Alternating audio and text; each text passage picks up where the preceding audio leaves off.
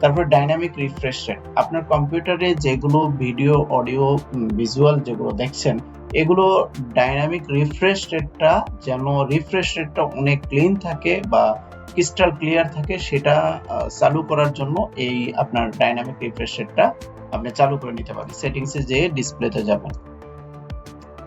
সেটিংসে যেয়ে সর্বপ্রথম তারপরে হচ্ছে সিস্টেমে গেলাম, এখানে ডিসপ্লে পেলাম, ডিসপ্লের পরে দেখেন অ্যাডভান্স ডিসপ্লে একটা অপশন আছে,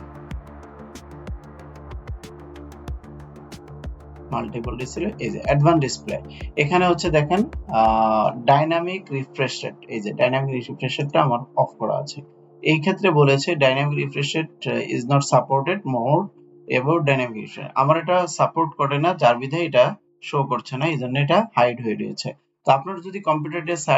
যদি এটা চালু থাকে তো সেই ক্ষেত্রে আপনি আপনার কম্পিউটারের